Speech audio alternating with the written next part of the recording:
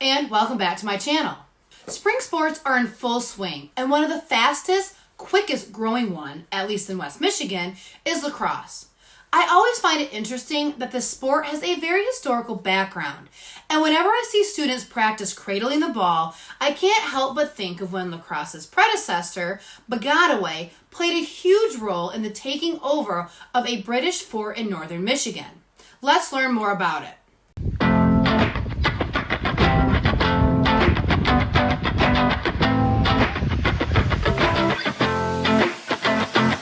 The setting is the Great Lakes region in 1763. Tensions had been brewing between the natives and the British for quite some time. Decades earlier, France and Britain fought in a series of wars throughout the known world. We now call this the French and Indian War, or the 7 Years' War. This was fought on American soil between the British with their native allies and the French with their native allies. In 1760, British General Geoffrey Amherst captured the last important French settlement, Montreal.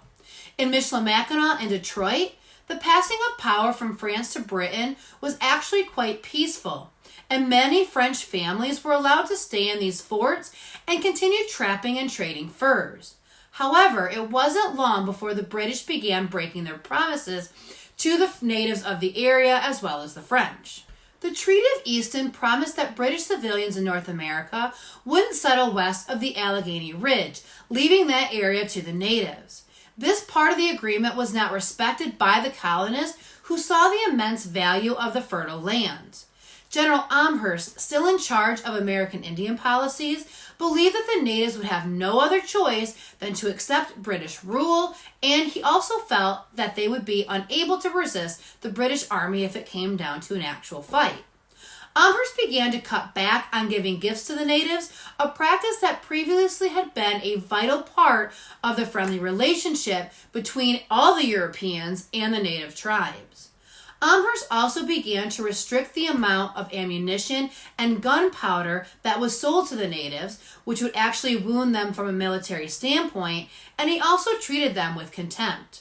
The native tribes began to come together, fearing that the British were actually preparing to attack them.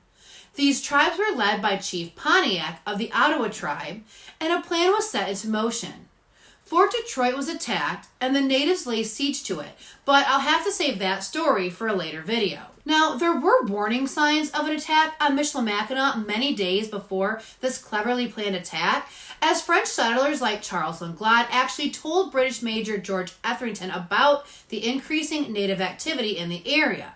Unfortunately, Etherington ignored the warnings and got so salty about the rumors that he actually threatened to send anyone who spoke of it again to Fort Detroit as a prisoner. This would completely backfire. On June 4, 1763, the tribes around northern Michigan devised a plan to get inside the walls of the fort, smuggle in their weapons, and catch the British soldiers and settlers by surprise, quickly being able to take over the fort. Many times, the soldiers of the fort would watch the native game of Piscataway, so the natives asked the British soldiers if they would like to watch as the local Ojibwa took on the sow right outside the fort. It's believed that they told the British that the game was in honor of the British King George III. Now, that should have also been another clue to the British that there was something else going on, as the relationship was so strained between the natives and the crown.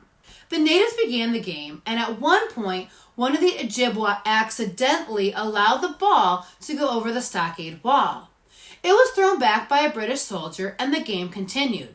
A bit later, the same thing happened, but this time a brave was allowed to come into the fort and retrieve it. The game resumed again, and a third time the ball flew over the wall. Many of the players ran towards it as if they're hustling after the ball was simply a part of the game. However, this was the moment they'd really been waiting for. There were also many native women watching who then opened their blankets, and honestly, the fact that they were wearing blankets on a hot June day should have been another sign to Etherington that all was not as it should be. At any rate, the women opened their blankets and handed knives and tomahawks off to the athletes, who were now in warrior mode. Etherington and his next in command, William Leslie, were immediately taken captive, and Lieutenant Jemay, the only other officer stationed at the fort, was killed. During the attack, British fur trader Alexander Henry was at the fort preparing a canoe for his return trip to Montreal. Henry heard the battle cries and went to investigate what he described later as a massacre. The French settlers of the fort were left unharmed and reportedly did nothing to try and stop the native attack, which would make sense because of the always there animosity between French and British.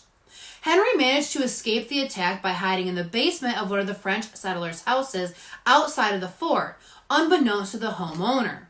He ended up on the island, and while he survived that initial attack, he was eventually discovered and taken prisoner by the natives. He was eventually released and made his way back to Montreal. You can read of Henry's adventures in more details in his memoirs, a book entitled Attack at Michilimackinac. During Pontiac's rebellion, many other forts, both small and large, were attacked by Pontiac and his allies. The total loss of life resulting from the conflict is unknown, but it's estimated that about 400 British soldiers were killed in action and 50 were captured and later killed. It's also believed that 2,000 settlers were killed or captured, and the violence forced about 4,000 settlers from Pennsylvania and Virginia colonies to flee their homes. While Pontiac's War was initially called a victory for the British, many historians now consider it a military stalemate. The natives didn't drive away the British, but the British were unable to conquer the natives. Negotiation and accommodation, not simply battlefield tactics and battlefield triumph, brought an end to the war. In fact, the American Indians won a victory simply by persuading the British government to abandon Amherst's policies and create a relationship with the American Indians that would more mirror the French relations. Pontiac's rebellion is an important part of the history of Michigan and the United States as a whole.